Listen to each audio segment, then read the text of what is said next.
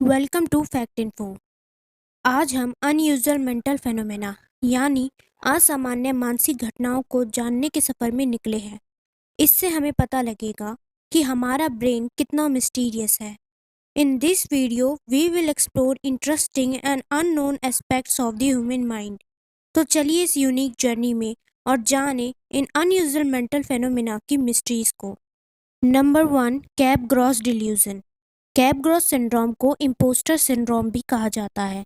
यह एक ऐसी कंडीशन है जिसमें लोगों को लगने लगता है कि उनके जानने वालों की जगह कोई और आ गया है। कैप ग्रॉस सिंड्रोम में लोगों को लगने लगता है कि उनकी पर्सनल बातों को जानकर कोई अनजान व्यक्ति उनके सामने आ गया है। अपनों को ही बहरूपिया समझने लगते हैं। आपको यह जानकर हैरानी होगी कि इंसान के साथ साथ लोग अपने पालतू जानवरों पर भी शक करने लगते हैं कि वो कोई और है। It's a rare mental disorder. Number 2, synesthesia. Synesthesia एक न्यूरोलॉजिकल कंडीशन है जिसमें आपकी अलग अलग सेंसेस मर्ज हो जाती हैं। इसमें एक सेंस एक्टिव होने पर दूसरी सेंस पर भी इफेक्ट पड़ता है। इसलिए इनका चीज़ों को और दुनिया को देखने का नज़रिया सामान्य से बिल्कुल अलग होता है।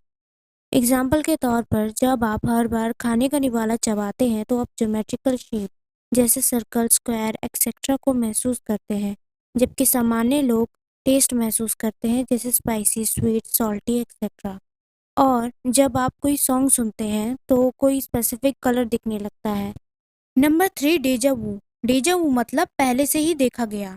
ये महसूस करने की घटना है जैसे कोई इंसान प्रेजेंट सिचुएशन से पहले भी गुजर चुका है। यह स्मृति का एक भ्रम है, एक इल्यूजन है जिसमें स्मरण की तीव्र भावना के बावजूद पिछले एक्सपीरियंस का प्लेस और टाइम याद रहना इम्पॉसिबल है। सर्वे में शामिल आबादी में लगभग 2/3 ने अपने जीवन में कम से कम एक बार इसका एहसास जरूर किया है। Number 4, seven syndrome. Usually seven syndrome वाले हर एक इंसान में एक स्पेशल स्किल होती है। हालांकि कुछ केसेस में एक ही इंसान में मल्टीपल स्किल्स होती हैं। For example music, creativity, mathematics. और उन लोगों को नंबर्स भी बहुत ही इजीली याद रह जाते हैं एक बार देखने पर ही। बट यह एक डेवलपमेंट डिसेबिलिटी होती है।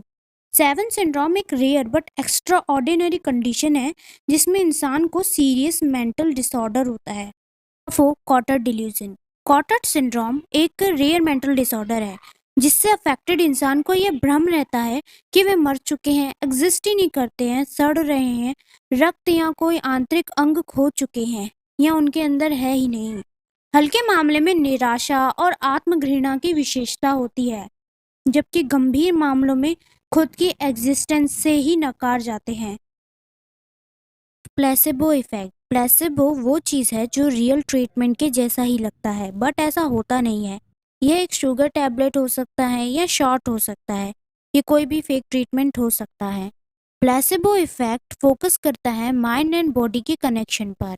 फॉर एग्जाम्पल, जब आप कोई फूड खाने के बाद बीमार हो जाते हैं तो आप उस खाने को बीमार होने से जोड़ सकते हैं और फ्यूचर में आप इसे खाने से बचेंगे।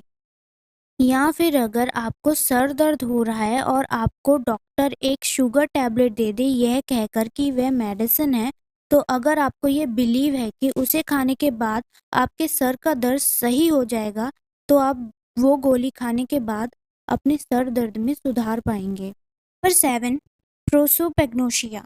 प्रोसोपेग्नोशिया को फेस ब्लाइंडनेस से भी जाना जाता है। यह एक न्यूरोलॉजिकल कंडीशन है। इसमें लोगों को चेहरे पहचानने में प्रॉब्लम होती है। इनफैक्ट इन्हें अपने रिलेटिव एंड फ्रेंड्स के चेहरे भी पहचानने में प्रॉब्लम होती है। यह प्रॉब्लम आइज से रिलेटेड नहीं है, यह प्रॉब्लम ब्रेन से रिलेटेड है। Number 8, hypnagogic hallucination.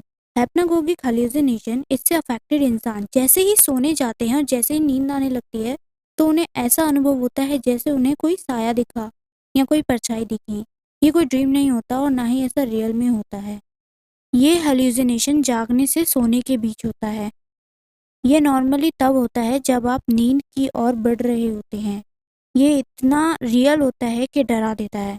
It is just like sleep paralysis. ये प्रॉब्लम उन लोगों में ज़्यादा होती है जिन्हें नार्कोलेप्सी की प्रॉब्लम होती है।